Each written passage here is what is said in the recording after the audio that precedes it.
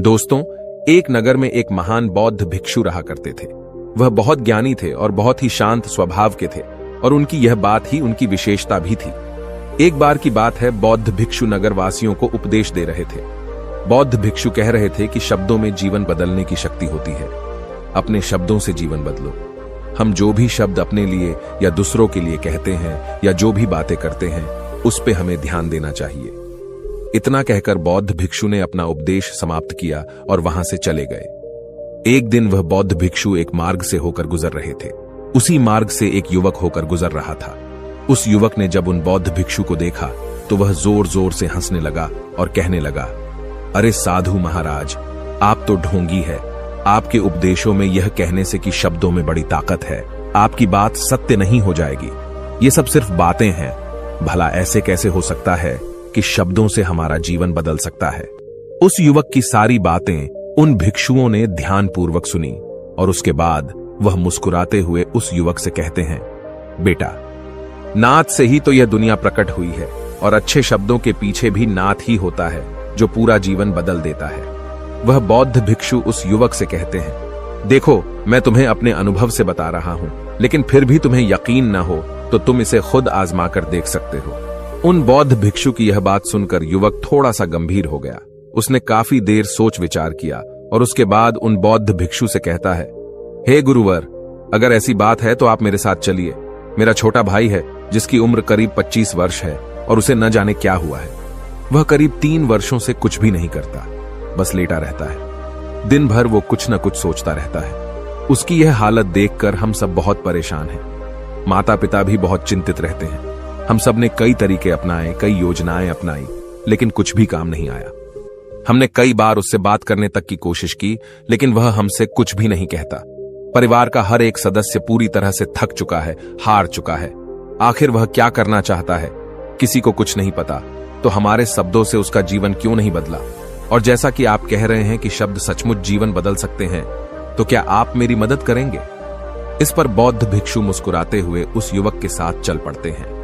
वह युवक उन बौद्ध भिक्षु को एक खेत में ले जाता है और अपने भाई की तरफ इशारा करके कहता है, हे गुरुवर, यही मेरा भाई है जो पूरे गांव में आलस और मक्कारी के लिए मशहूर है। आप कहते हैं कि शब्दों में वह शक्ति है जो हमारा जीवन बदल सकती है। तो क्या आपके शब्द इसका जीवन बदल सकते हैं? अगर यह सत्य है तो आप इसका जीवन बदल कर दिखाएं। उन बौद्ध भिक्षुओं ने उस युवक के भाई को ध्यानपूर्वक देखा।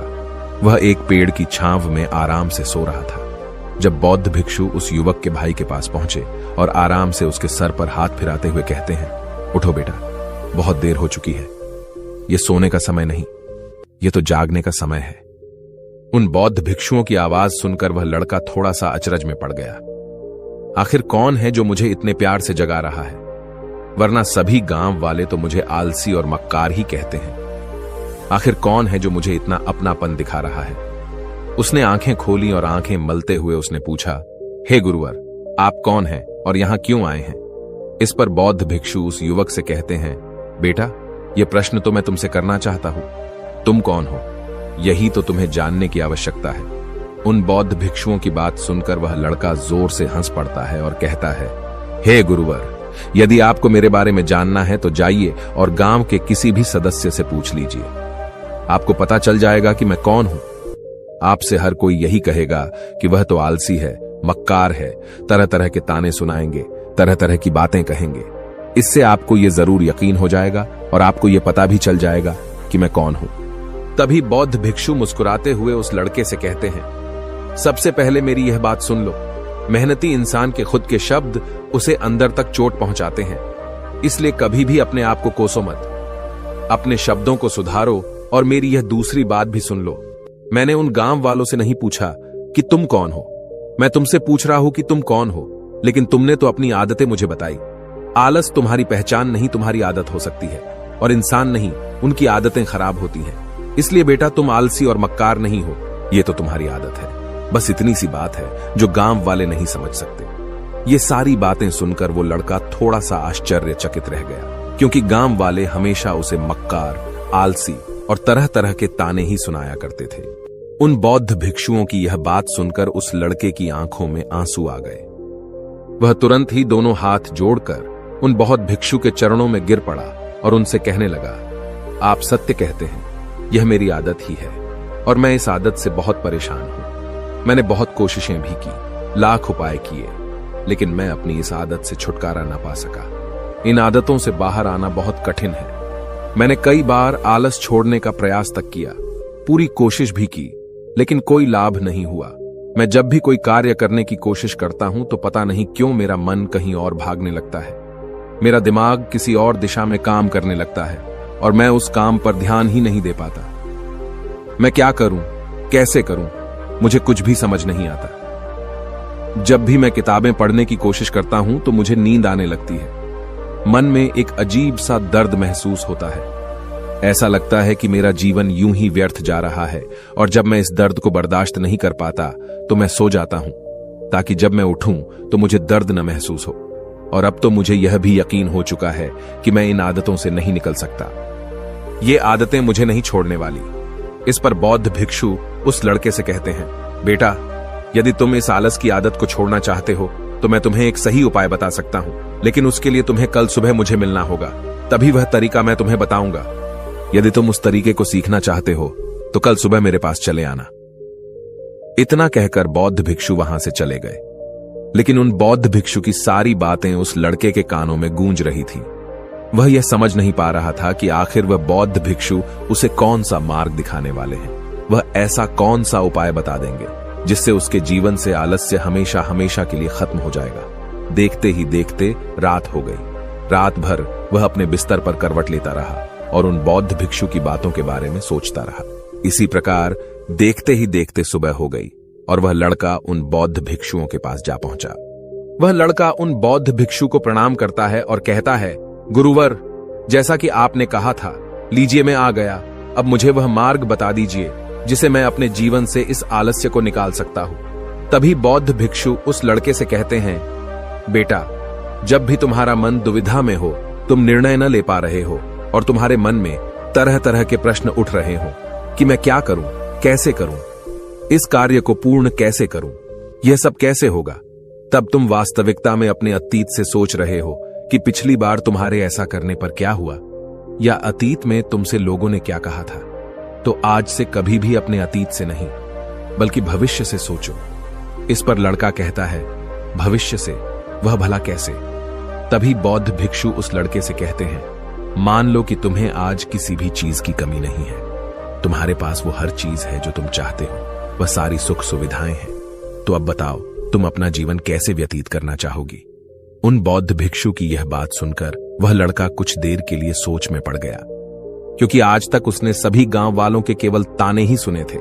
किसी ने भी आज तक उसके जीवन के बारे में उससे ऐसी बात नहीं की थी और वह गुरुवर उसे आने वाले भविष्य के बारे में उससे बातें कर रहे थे।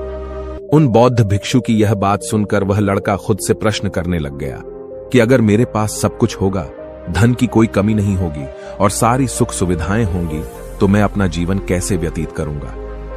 कुछ देर सोच विचार करने के बाद वह उन बौद्ध भिक्षु से कहता है, गुरुवर, मैं यह दुनिया घूमना चाहूंगा, पहाड़ों पर चढ़ना चाहूंगा, समुद्र की रेत पर चलना चाहूंगा और मैं एक बहुत बड़ा व्यापारी बनना चाहूंगा। तभी अचानक उस लड़के का ध्यान टूट गया और वह उन बौद्ध भिक्षु से कहता है, परंतु हे गुरुवर, यह सब कैसे संभव होगा? केवल मेरी मात्र सोच लेने से तो यह सब पूरा नहीं होने वाला। उसके ऐसा कहते ही उसके अतीत में बीती हुई सारी घटनाएं उसकी आंखों के सामने से गुजरने लगी और वह एक बार फिर से निराश होने लगा। और अब वह यह सोचने लगा कि मेरे पास तो पैसे ही नहीं है, तो मैं भला व्यापार कैसे कर सकता हूं? न ही मेरे पास व्यापार का कोई अनुभव है। ऐसी स्थिति में मैं भला यहां से कैसे निकल सकता हूं? उस लड़के के इस प्रश्न का जवाब देते हुए वह बौद्ध भिक्षु उस लड़के से कहते हैं, भंते, हर रात में सोने से पहले तुम हर दिन अपना लक्ष्य एक कागज पर लिखो और सुबह उठकर सबसे पहले उस लक्ष्य को देखो और सोचो कि उस लक्ष्य को पाने के लिए तुम आज क्या कर सकते हो, और जो भी तुमने उस कागज पर लिखा होगा उस कार्य को उसी दिन पूरा करने की हर मुमकिन कोशिश करो। इस पर वह लड़का कहता है, ठीक है, आप सच कह रहे हैं, लेकिन जब मैं बहुत सोचने लगता हूं तो मेरा मन बेचैन होने लगता है और मन में तरह तरह के विचार उठने लगते हैं और इन विचारों को शांत करने के लिए मैं सो जाता हूं ताकि वह विचार मुझे परेशान न कर पाए। उस लड़के की इस समस्या का समाधान करते हुए वह बौद्ध भिक्षु उस लड़के से कहते हैं, बेटा, अंतर्मन की चाल को पकड़ो और शब्दों की मदद से नया भविष्य बनाओ। तभी लड़का कहता है, हे गुरुवर, आप क्या कहना चाहते हैं? मैं आपकी बात समझ नहीं पा रहा। इस पर बौद्ध भिक्षु मुस्कुराते हुए कहते हैं, बेटा, कैसे होगा? यह जो सवाल है, यह सवाल नहीं बल्कि एक डर है जो तुम्हारे अंतर्मन में बैठा हुआ है, जो तुम्हें अगला कदम लेने से रोक रहा है, तुम्हें कदम आगे बढ़ाने से रोक रहा है। यदि तुम वास्तविकता देखो तो किसी को भी नहीं पता होता कि वह कार्य कैसे होगा, लेकिन एक इंसान जब दृढ़ निश्चय कर लेता है तो वह अपने उद्देश्य को सामने रखकर लगातार प्रयास करता रहता है और वह अपनी सफलता प्राप्त कर ही लेता है। तभी वो लड़का उन बौद्ध भिक्षु से कहता है कि हे गुरुवर, अगर ऐसी बात है तो मन में बार बार चिंता क्यों होती है? मन बार बार बेचैन क्यों हो उठता है? इस पर बौद्ध भिक्षु कहते हैं, बेटा, क्योंकि तुम्हें डर है कि तुम कमजोर हो। तुम्हारे अंतर्मन में बैठा है कि तुम में कुछ कमी है, तुम किसी काम के नहीं हो, और यही कारण है कि तुम कोशिश करने से डरते हो, क्योंकि तुम्हारा अंतर्मन हमेशा तुम्हें रोकता रहता है। जब भी तो कोई कार्य शुरू करना चाहते हो, तुम्हारा मन तुमसे पहले कह देता है, इससे आगे मत बढ़ना, अन्यथा तुम हार जाओगे, और इसी कारण तुम्हें चिंता होने लगती है, तुम्हारा मन बेचैन होने लगता है। तभी वो लड़का कहता है, गुरुदेव, आपने जो कुछ भी कहा वो बिल्कुल सत्य है, लेकिन अब आप ही मुझे बताइए कि मैं इस परेशानी से बाहर कैसे निकलूं? इसका जवाब देते हुए वो बौद्ध भिक्षु उस लड़के से कहते हैं, बेटा, इस समस्या का समाधान बहुत ही आसान और सरल है। तुमने देखा होगा कि अक्सर ही हम अपने आप को दोष देते रहते हैं, अपने आप को तरह तरह के अपशब्द कहते रहते हैं जो हमारे अंतर्मन में जाकर बैठ जाते हैं और वही हमें आगे बढ़ने से रोकते हैं। और इन शब्दों का हम पर बहुत गहरा प्रभाव भी पड़ता है, क्योंकि जैसा हम खुद से कहते हैं, जैसा हम पूरी भावनाओं के साथ सोचते हैं, हम वैसा ही बनते चले जाते हैं। इसलिए यदि तुम खुद को बदलना चाहते हो तो कि तुम भी काबिल बन सको, तो तुम्हें अपने अंतर्मन को नए संदेश देने की जरूरत है, जैसे कि मेरे शरीर का हर एक कण, हर एक हिस्सा, हर एक विचार शांति और ऊर्जा से भरा हुआ है। मैं दृढ़ संकल्प और आत्मविश्वास के साथ हर दिन के लक्ष्यों को पूरा करता हूं। मैं अपने कमजोरी को अभ्यास में बदलता हूं, चिंता को ध्यान में बदलता हूं। मैं उत्साह और ऊर्जा से भरा हुआ हूं, लगातार अपने लक्ष्यों पर काम करता हूं। ऐसे शब्द जब तुम खुद से कहोगे तो तुम शक्तिशाली महसूस करने लगोगे और तुम्हारी सारी चिंताएं खत्म होने लगेंगी, क्योंकि यही शब्दों की ताकत है। वह तुम वही बना देंगे जो तुम खुद से कहोगे। तुम जितनी भावना के साथ यह वाक्य बोलते हो, उसे महसूस करते हो, उतनी ही भावनाओं से यह शब्द तुम पर असर करना शुरू कर देंगे। धीरे धीरे यह शब्द तुम्हारे मन और व्यक्तित्व की सोच का हिस्सा बन जाएंगे। लेकिन मेरी एक बात याद रखना कि तुम्हारा अंतर्मन इतनी आसानी से हार नहीं मानने वाला। जब तुम आगे बढ़ोगे तो मौका मिलते ही वह तुम्हें पीछे खींचेगा। तुम्हारे अतीत के बीते हुए सारे कड़वे अनुभव तुम्हें याद दिलाएगा, ताकि तुम डर जाओ और एक बार फिर से अपने लक्ष्य का पीछा करना छोड़ दो। लेकिन तुम्हें इसकी चिंता नहीं करनी है। उन सकारात्मक शब्दों के कारण तुम्हारा मन सकारात्मक विचारों को स्वीकार करने लगेगा। आगे वह बौद्ध भिक्षु उस लड़के को चेतावनी देते हुए कहते हैं, मेरी एक बात और याद रखना कि तुम्हारा ध्यान आलस्य पर नहीं होना चाहिए, अर्थात तुम्हें कभी आलस नहीं मिटाना, बल्कि तुम्हें एक नए भविष्य का निर्माण करना है, एक नए व्यक्तित्व का निर्माण करना है। तुम्हारा पूरा ध्यान केवल इस पर ही होना चाहिए। उन बौद्ध भिक्षुओं की बात सुनकर लड़का कहता है, ठीक है गुरुवर, आप जैसा कहते हैं मैं वैसा ही करूंगा। तभी वह बौद्ध भिक्षु उस लड़के से कहते हैं, बेटा, अभी तो मैं इस गांव से जा रहा हूं, लेकिन कुछ सालों के बाद मैं वापस आऊंगा। इतना कहकर बौद्ध भिक्षु वहां से चले गए और वह लड़का अपने घर लौट गया। लेकिन अब उस लड़के के मन में तरह तरह के विचार चल रहे थे। वह लड़का यह सोच रहा था कि अगर मैं अपनी मनपसंद जिंदगी जीने लगूंगा, अगर मैं दुनिया घूमने लगा, नए लोगों से मिलने लगा और अपनी पसंद का काम करने लगा, तो मेरी जिंदगी कैसी होगी। उस बात को ध्यान करके उसने एक कागज पर अपना लक्ष्य लिखा और लिखकर सो गया। अगली सुबह जब उसकी आंखें खुलीं तो उसने उस पेपर पर लिखा हुआ लक्ष्य एक बार दोहराया। उसके बाद वह कुछ देर के लिए शांत हो गया। तभी उसे उन बौद्ध भिक्षु की बात याद आई कि तुम अपने लक्ष्य के लिए आज क्या कर सकते हो। उसने खुद से सवाल किया कि मैं आज अपने इस लक्ष्य को प्राप्त करने के लिए क्या कर सकता हूं। तभी उसे एक बार फिर से उस पेपर की तरफ ध्यान दिया। उस पेपर पर लिखा था कि मैं बाजार जाता हूं और लोग व्यापार करने की कौन सी चीजें, कौन से सामान लेकर आते हैं। मैं उन चीजों को देखता, उन चीजों को पता करता। वो पढ़ने के बाद तुरंत ही बाजार चला गया। वह अलग अलग दुकानों पर बैठा उन्हें देखा, लेकिन उसे कुछ समझ नहीं आ रहा था, क्योंकि लोग अलग अलग व्यापार कर रहे थे, अलग अलग तरह की चीजें और सामान ले रहे थे, और किसी ने उसकी कोई मदद नहीं की। वह बहुत उदास हो गया और निराश होकर वापस घर लौट आया। तभी उस लड़के को उन बौद्ध भिक्षु की एक और बात याद आई। शब्दों में बहुत ताकत है और शब्द हमारा जीवन बदल सकते हैं। उसे वह सकारात्मक विचार याद आए। वह उन्हें सुबह शाम दोहराने लगा और अब से वह हर दिन ऐसा ही करता।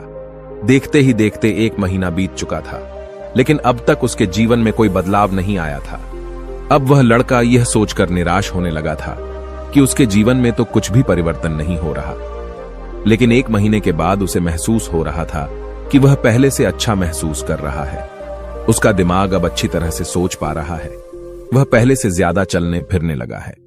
धीरे धीरे उसे समझ में आने लगा कि जो लोग आगे बढ़ते हैं, महान काम करते हैं, उनकी सोच में कितना अंतर होता है।